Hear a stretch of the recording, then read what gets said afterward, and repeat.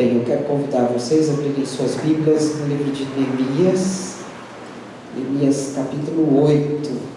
Enquanto você está abrindo a sua Bíblia, deixa eu terminar de falar aquilo que eu comecei a falar. O Marcos está, eu acho que ele já deve estar voltando, ou se já não chegou, de Mariana. Lembram-se da semana passada? Semana passada a gente recolheu aqui algumas doações e foi junto com a primeira igreja de Guarulhos, foi o caminhão do Marcos e mais uma van com a Mariana. Eles foram levar aí as doações até lá. Então vamos orar, se ele não chegou, para que o Senhor o traga guardado debaixo da graça. Domingo que vem nós temos a assembleia, a última assembleia do ano. O pastor vai expor aí algumas coisas que nós decidimos no planejamento estratégico, os nossos objetivos para 2016. Vamos ter eleições para 2016, então você está convocado para a nossa assembleia. Você que ia entrar como membro nesse ano na igreja, nós tivemos algumas mudanças aí pelo fator saúde do pastor. Então não desanima não, assim que o pastor voltar de férias, finalzinho de janeiro, comecinho de fevereiro, a gente vai ter essa entrada de membros, ok? E um dos nossos objetivos é que no próximo ano a gente tenha 2 classes de escola bíblica dominical, que não vai ser mais dominical, funcionando também durante a semana, tá? E já por pedidos, nós vamos começar já esta semana. Então na próxima terça-feira, 8 horas, às 8 da noite, nós vamos ter uma das classes da nossa escola dominical funcionando. Para você que não pode vir domingo de manhã, está trabalhando, que está em outra situação, então você está convidado a vir participar conosco.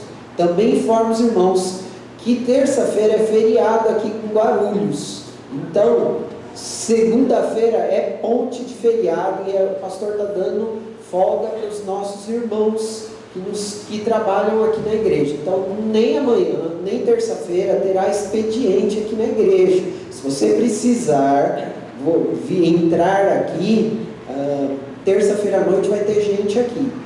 Fora esse horário, você precisa procurar um pastor para a gente conversar e acertar uma maneira de você vir até aqui, ok? Neemias capítulo 8, nós vamos ler os versículos de 5 a 10, está aí no nosso slide, e depois a gente vai continuar lendo o livro de Neemias capítulo 12, de 42 a 47, ok? Diz assim a palavra de Deus: Esdras abriu o livro diante de todo o povo, e este podia vê-lo, pois estava no lugar mais alto. E quando abriu o livro, o povo todo se levantou. E Esdras louvou o Senhor, o grande Deus. E todo o povo ergueu as mãos e respondeu: Amém, Amém. Então eles adoraram ao Senhor prostrados, rosto em terra. Os levitas, Jesua, Bani, Serebias, Jamim, Acube, Sebetai, Odias, Mazéias, Quelita, Azarias, Josadabe, Anã e Pelaías, instruíram o povo na lei, e todos permaneciam ali. Leram o livro da lei de Deus, interpretando e explicando, a fim de que o povo entendesse o que estava sendo lido. Então Neemias, o governador, Esdras, o sacerdote e escriba, os levitas que estavam instruindo o povo, disseram a todos: Este dia é consagrado ao Senhor Deus, nada de tristeza e de choro, pois todo o povo estava chorando enquanto ouvia as palavras da lei. E Neemias acrescentou: Podem sair, e comam e bebam do melhor que tiverem, e repartam com os que nada têm preparado. Este é o dia consagrado ao Senhor. Não se entristeçam, porque a alegria do Senhor os fortalecerá. Ou na outra tradução aí mais conhecida nossa, a alegria do Senhor é a nossa força. E agora eu vou para capítulo 12, a partir do versículo 42. Capítulo 12, a partir do versículo 42. E também de Maazéias, Semaías, Eleazar, Uzi, Joanã, Malquias, Elão e Ezer, os coros cantaram sobre a direção de Jeraías. E naquele dia contentes, ofereceram grandes sacrifícios, pois Deus lhe encheram de grande alegria. As mulheres e as crianças também se alegravam, e os sons da alegria de Jerusalém podia ser ouvido de longe. E naquela ocasião foram designados alguns encarregados dos depósitos, de onde se recebiam as contribuições gerais, os primeiros frutos e os dízimos, das lavouras que havia em torno das cidades. Eles deviam trazer para os depósitos as porções exigidas pela lei, para os sacerdotes e os levitas, e de fato o povo de Judá estava satisfeito com os sacerdotes, e os levitas que ministravam no templo. E eles celebravam o culto ao seu Deus e o ritual de purificação, dos quais também participavam os cantores, os porteiros, de acordo com as ordens de Davi e do seu filho Salomão. Pois muito tempo antes, nos dias de Davi e de Asaf, havia dirigente dos cantores que dirigiam cânticos de louvor e de graças a Deus. E sucedeu, pois, que nos dias de Zorobabel e de Neemias, todo o Israel contribuía com ofertas diárias para os cantores, para os porteiros, além de separar parte de outros levitas, e os levitas separaram a porção dos descrentes de Arão. A gente vai pensar hoje sobre uma igreja que pensa em você, é uma igreja que celebra com alegria. Vamos orar? Deus, fala conosco, aplica a Tua palavra aos nossos corações, toca no Senhor e faz a gente se alegrar a cada instante na Tua presença. Essa é a nossa oração no nome de Jesus. Amém. Como eu já falei, eu venho falando todos os domingos, nós estamos pregando uma série de sermões intitulada Uma Igreja que Pensa em Você. Esse é o slogan da nossa igreja, e a gente quer parar hoje para refletir sobre a continuidade de um dos assuntos que nós falamos. E especificamente no domingo passado o pastor falou sobre adoração. Hoje eu quero caminhar um pouco mais profundo nessa questão da adoração e refletir um pouco sobre as nossas celebrações. Eu não sei se você sabe, a nossa igreja tem 8 princípios, 8 marcas, 8 estacas que fazem a nossa igreja caminhar. Dentre essas 8, uma delas é que as nossas celebrações sejam celebrações inspiradoras, ou seja, todas as vezes que nós nos reunirmos para celebrar ao Senhor, nós queremos que vocês saiam daqui, nós buscamos, temos a intenção que todos saiam daqui inspirados, saiam cheios do poder de Deus, para poder dar continuidade à sua vida.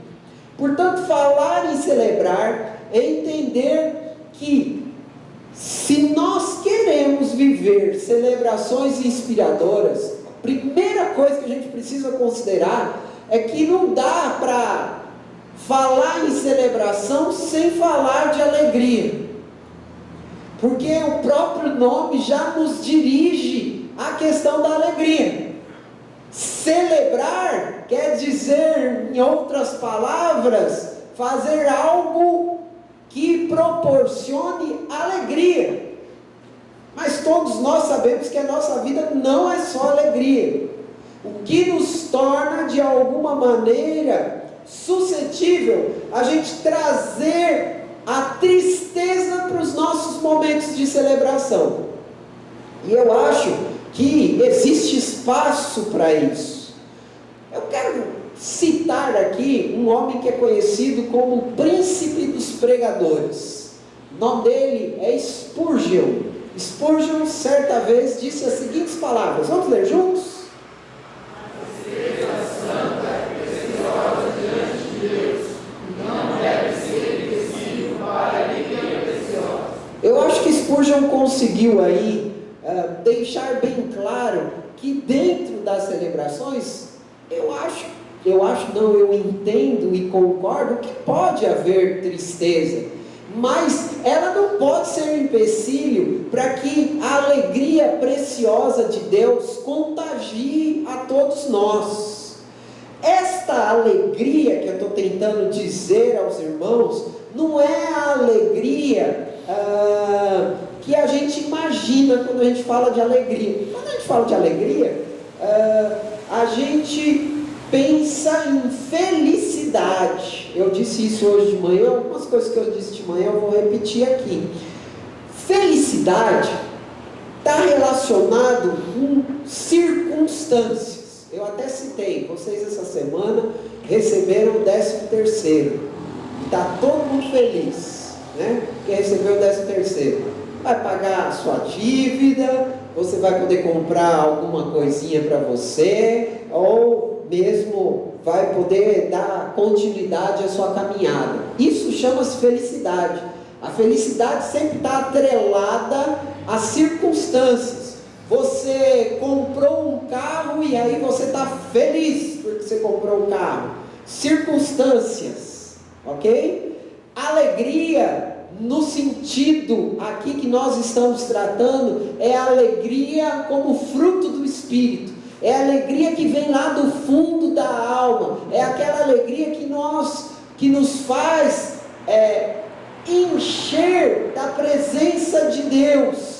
E esta alegria nos permite estar passando por momentos tristes e mesmo assim conseguirmos enxergar razão para nos alegrarmos.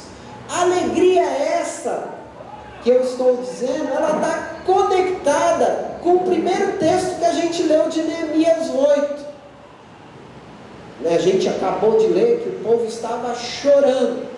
O povo estava chorando pela destruição de Jerusalém, agora a volta deles e a tentativa de reconstruir. Eles estavam chorando pelo sofrimento do exílio, eles estavam chorando pela ação da palavra de Deus que estava sendo lida e que estava despertando neles, através do poder de Deus, do Espírito Santo, arrependimento dos erros que eles tinham cometido e que levou-os a viverem aquela experiência triste. E Neemias disse: agora para de chorar, vocês não têm mais motivo para chorar, se alegrem, porque a alegria do Senhor é o quê? Não, a alegria do Senhor não é a força de vocês, a alegria do Senhor é o quê? Meu Deus do céu, meu Deus, vamos de novo, a alegria do Senhor é o quê? A nossa força. O que Neemias começa a dizer àquele povo é que se o coração deles estavam compromissados com Deus, eles precisavam enxergar que Deus era a condição para que eles caminhassem, para que eles fossem fortes. Deus se alegra em olhar para nós e nos ver de maneira muito ligada a Ele. Isso provoca alegria em Deus e consequentemente produz em nós força para caminharmos. Esse deve ser o sentimento da igreja de Jesus.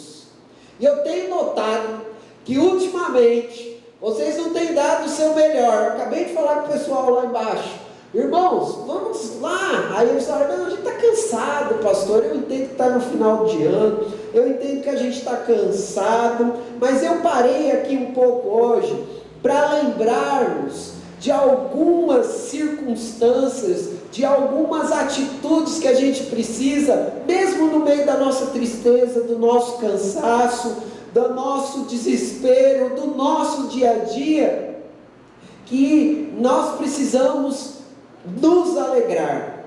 E a primeira observação que eu quero fazer no texto é que nós precisamos nos alegrar porque nós temos uma razão para nos alegrar. Desde que o homem deixou-se levar pela separação de Deus, pela desobediência lá no Éden, Deus disse à serpente que, como consequência do pecado, eles viveriam a seguinte vida. Vamos ler juntos? Então, o Senhor Deus declarou à serpente: já que você fez isso, maldita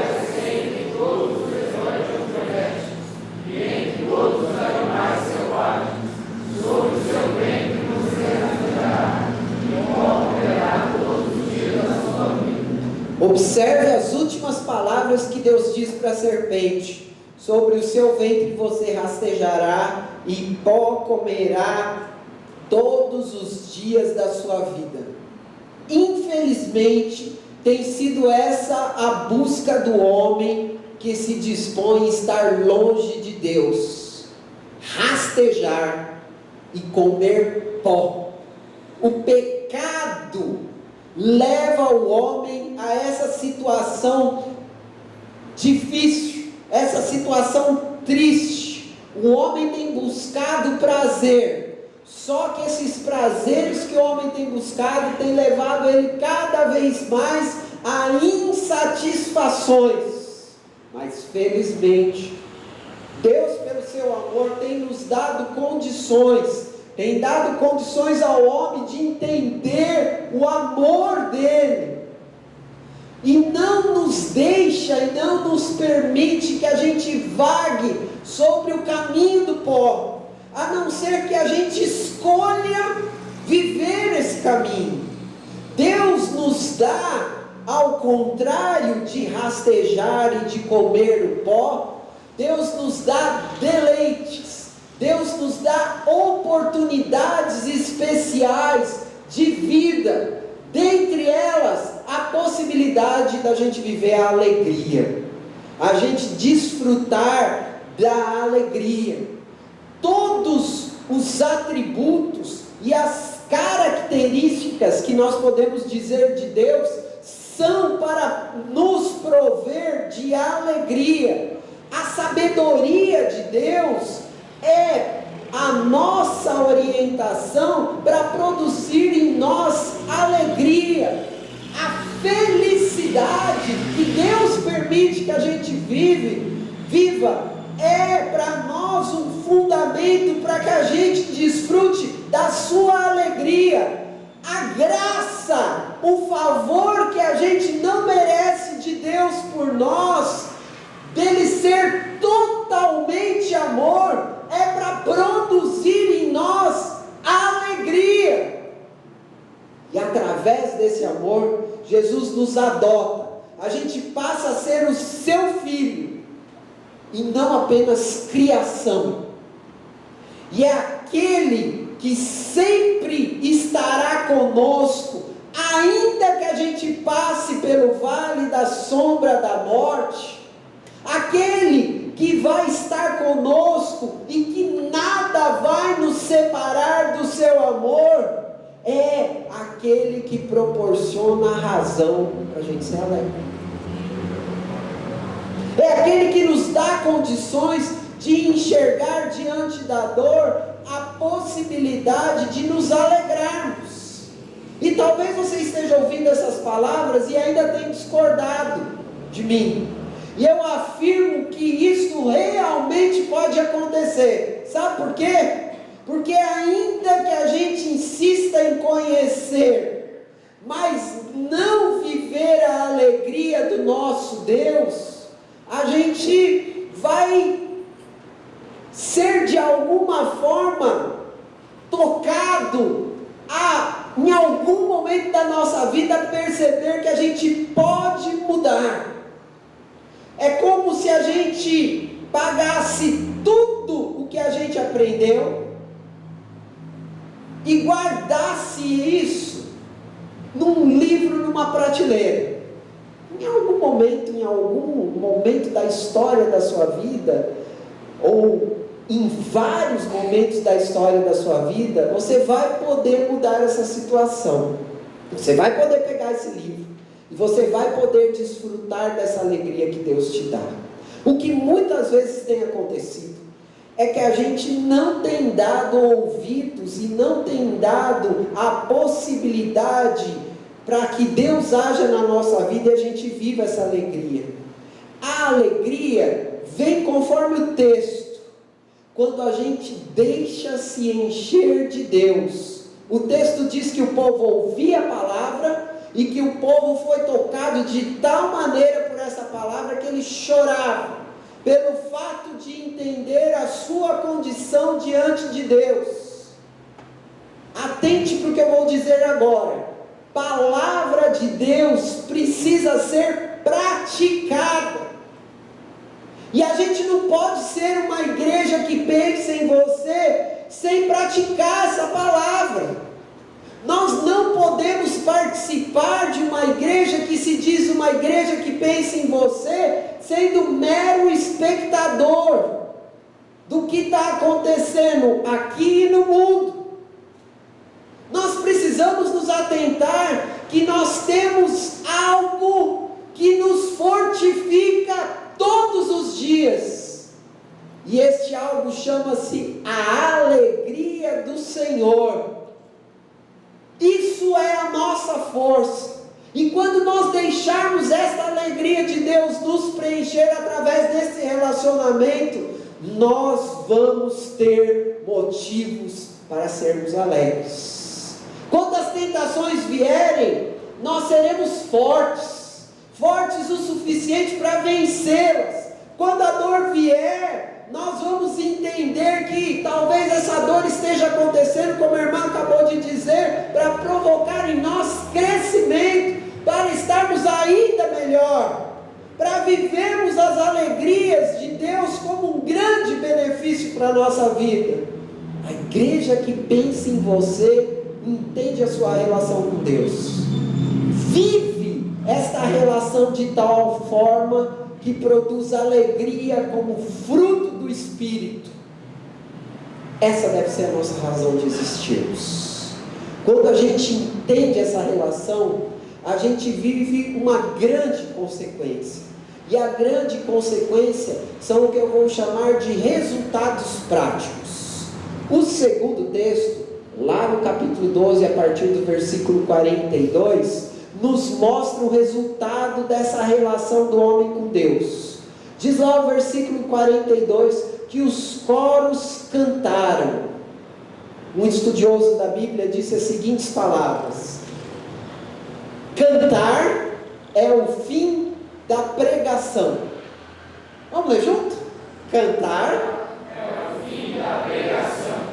Spurgeon novamente vai dizer que pregar é a semeadura, orar é a rega, mas o louvor é a colheita.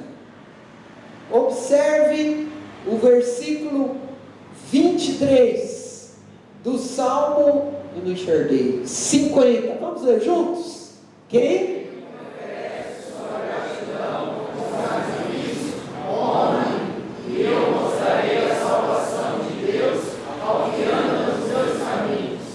Observe que uma vez que a gente tem uma relação intensa com Deus, automaticamente parte de nossos lábios louvor. Olha o que o salmista diz: quem oferece sua gratidão como sacrifício, honra-me, e eu mostrarei a salvação de Deus que anda nos meus caminhos. Como é triste uma igreja que louva profissionalmente. Sabe o que é o louvor profissional? É aquele louvor que não é de coração, é aquele louvor que é sem paixão, é aquele louvor que não tem amor, é aquele louvor que não tem alegria, é aquele louvor que é assim, ó. Deixa eu lembrar aqui. A alegria do Senhor, nossa força é. Tá quieto, menino. Sai daqui, menino. Tem muita gente na igreja louvando assim, afinado que nem eu, né? Tá louvando profissionalmente, não está nem sequer prestando atenção naquilo que está cantando, nas palavras que estão cantando. Existem pessoas que insistem em não se deixar contagiar pelo louvor, e algumas vezes isso acontece pelo tradicionalismo, e diz assim: eu não canto cântico. Esses são talvez aqueles que os jovens dizem que são os mais tradicionais, mas os jovens são tão tradicionalistas quanto talvez os mais velhos, porque os jovens diziam assim: eu não canto hino. Observe que só o que está acontecendo aí é uma mudança de geração. E o problema não está na mudança de geração. O problema está no sentimento do coração. Esta marca de louvor profissional não faz parte da vida desta igreja. Mas eu tenho percebido que muitas vezes está faltando um gás a mais nos irmãos, principalmente nos últimos dias. Está faltando aquele ânimo, está faltando aquele fervor, está faltando aquela alegria. Eu entendo que uma celebração ela precisa vir recheada assim de manifestações de louvor de todas as formas, de louvor com canto, de louvor com palmas, de louvor com dança, de louvor de expressão, de glorificação, de louvor das formas mais variadas. E isso não tem nada a ver com ferir o sentimento de Deus. Isso não tem nada a ver de dizer se eu sou batista ou se eu não sou batista. Isso tem a ver com a minha relação com Deus. Sabe o que eu estou querendo dizer para vocês, queridos? Que está na hora de você pôr fora o seu assassinato de louvor a Deus. Louvor é expressão daquele que compreende a alegria de poder ter Deus na sua vida. Também quero dizer uma coisa: louvor não é baderna, porque a gente acaba muitas vezes confundindo as coisas. O louvor, hoje eu disse de manhã, ele também faz parte e passa por uma coisa chamada razão. Então, a gente não pode nem ir tanto ao mar, nem tanto à terra. A gente precisa ir em Deus. E quando a gente for em Deus, essas expressões de louvor, elas vão acontecer de uma forma tão grandiosa, tão maravilhosa, que a gente não vai precisar se preocupar com quem está do nosso lado, porque a gente compreendeu a alegria de poder ter Deus na nossa vida. Amém? Amém. Você pode dizer aleluia? Aleluia. Eu não vou ficar fazendo você dizer não, isso tem que partir do seu coração. Mas o texto ainda diz que aquele canto que brotou no povo, além daquele canto, começou a acontecer uma outra coisa: grandes sacrifícios. O versículo 43 diz que naquele dia eles contentes ofereceram grandes sacrifícios, pois Deus enchera eles de grande alegria. Nós vivemos dias na igreja que o grande sacrifício começou a ficar fora das nossas ações. Sabe por quê? Porque o grande sacrifício a gente dá para Mamon.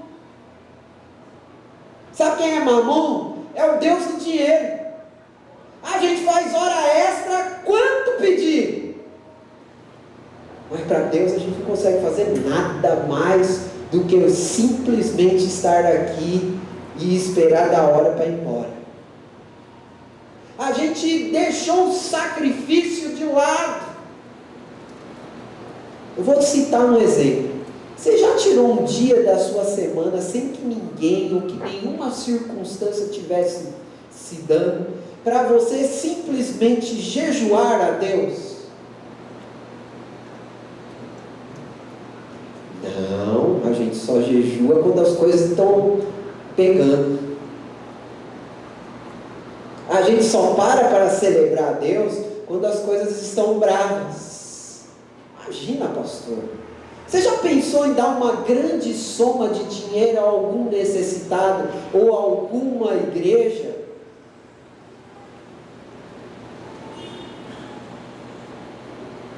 Você já prestou ou já pensou em prestar um favor a um doente? Às vezes a gente até faz um grande sacrifício, mas muito mais pela obrigação do que pela satisfação.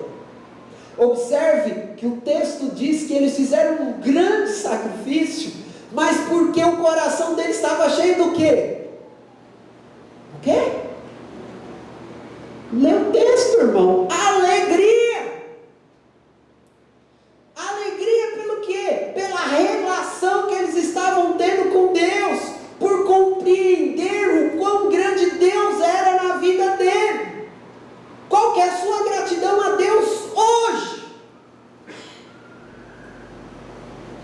fácil a gente reclamar e a gente chorar.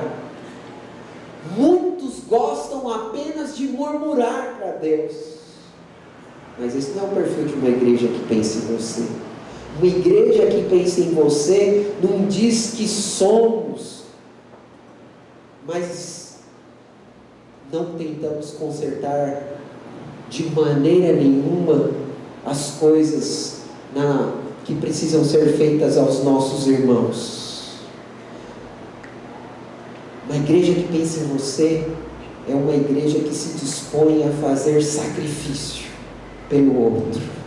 Observe que o texto deixa claro que após essa ação de sacrifício, Deus colocou ainda mais alegria no coração deles.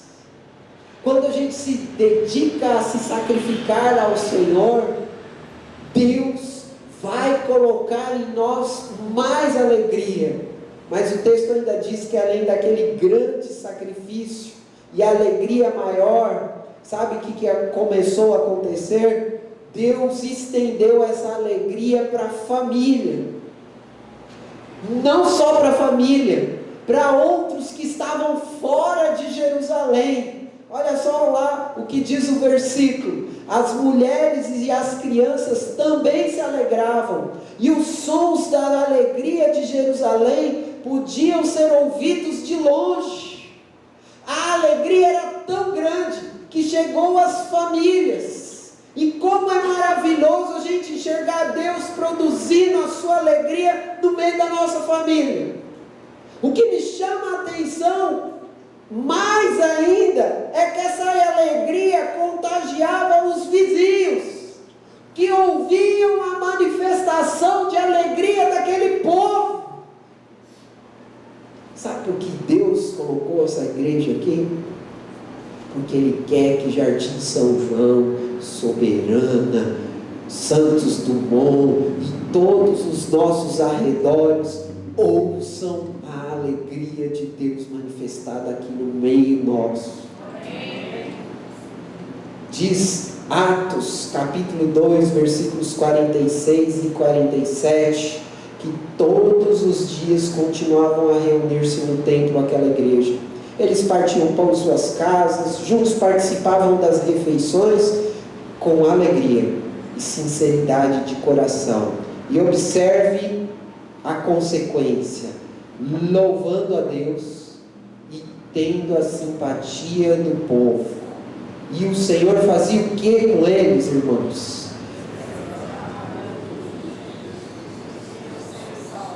Aqui está a nossa estratégia de evangelização: alegria. Esta é a igreja que pensa nisso. É aquela que tem a alegria do Senhor como força. Para concluir, eu queria dizer para você que como Deus permitiu que os seus filhos naquela época vivessem a alegria, Deus quer que a gente viva essa alegria. Sabe como a gente vai viver essa alegria?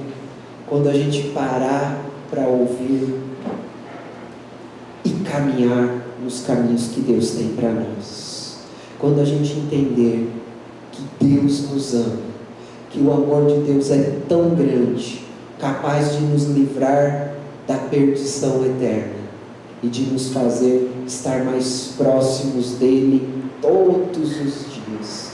Tem um texto que a gente fala tanto e que a gente usa pouco.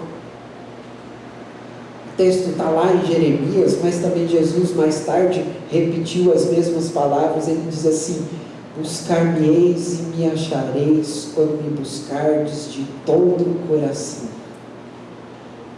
Sabe o que Deus está dizendo para você hoje? Que você precisa fazer da sua vida uma vida mais alegre. Você precisa fazer da sua vida uma vida mais feliz. Você precisa fazer da sua vida uma vida que tenha sentido. As dores vão acontecer, mas a alegria do Senhor vai nos fortificar a caminhar. Você crê nisso? Então abaixe a sua cabeça e se coloque diante do Senhor. Eu não sei o que exatamente o Espírito Santo está falando ao seu coração, Mas Deus quer transformar a tua vida hoje. Deus quer trocar as suas vestes de choro e lamento pelo poder do fruto do Espírito, chamado alegria. Deus quer tirar da tua boca toda murmuração e colocar na tua boca riso, colocar na tua boca alegria, colocar no teu coração a possibilidade de experimentar o grande poder e a força dele. E é assim que a gente deve chegar diante da mesa do Senhor Jesus. É assim que nós vamos chegar hoje diante da mesa de Jesus. É assim que aqueles que estão ao nosso redor hoje vão escutar que nós estamos celebrando um Deus vivo. Nós estamos celebrando um Jesus que veio aqui para marcar a história da vida deste mundo. E que este nome tem um poder sobre todos os nomes, que é o nome de Jesus. Vamos ficar em pé, vamos orar. Deus, nós estamos diante da tua mesa, nós estamos com os nossos corações aqui cheios de alegria, para podermos celebrar o teu gesto de amor através de Jesus Cristo. Então recebe a nossa adoração, recebe este momento como um momento, ó Pai, de muita alegria do teu povo. É isso que nós te pedimos e agradecemos ao Senhor pelo teu amor por nós através de Jesus. Em Cristo Jesus que nós oramos e agradecemos. Amém e amém, Jesus. Vamos cantar. O pessoal que vai nos ajudar a servir aqui, por favor, se aproximem da mesa e nós vamos celebrar o Senhor. Você está convidado a celebrar conosco, com muita alegria, esse momento. Você que é biblicamente batizado e está em comunhão com a sua igreja, está convidado a participar conosco. Vamos cantar?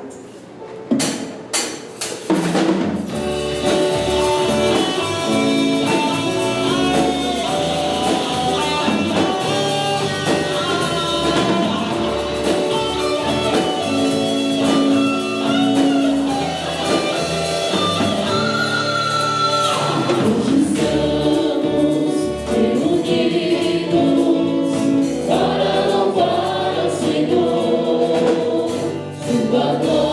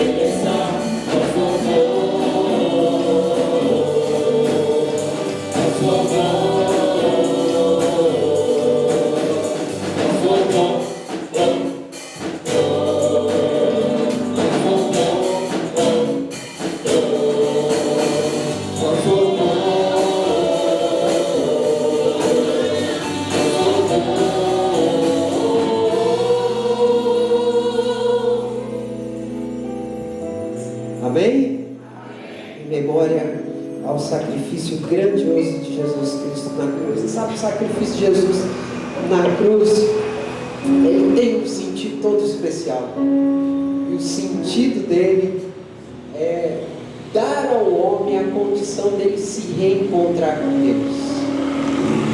E o apóstolo Paulo, quando ele recomenda à igreja de Jesus a possibilidade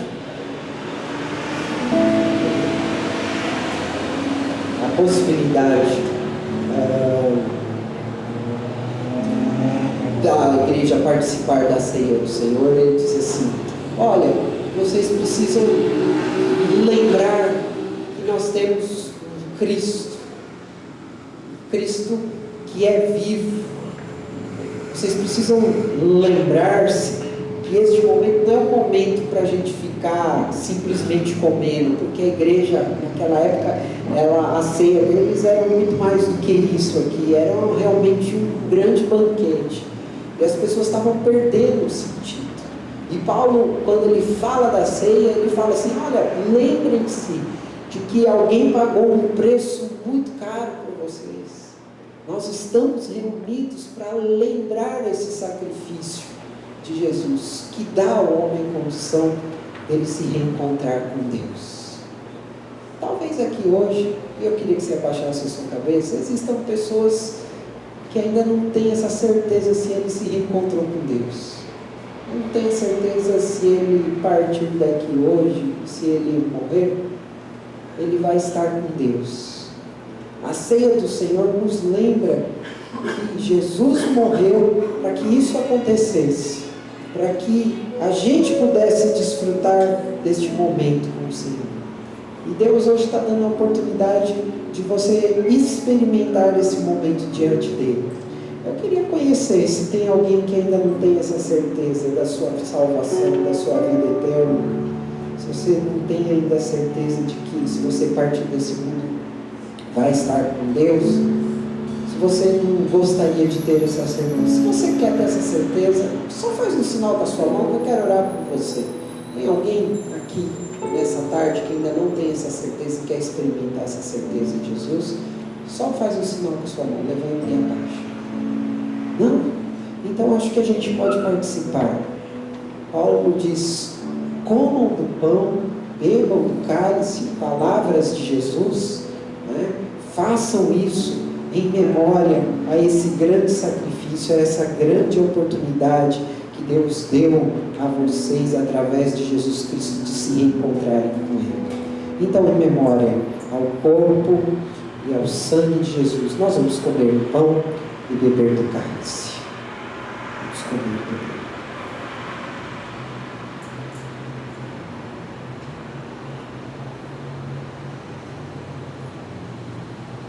Este momento, a igreja do Senhor põe em nós uma grande alegria.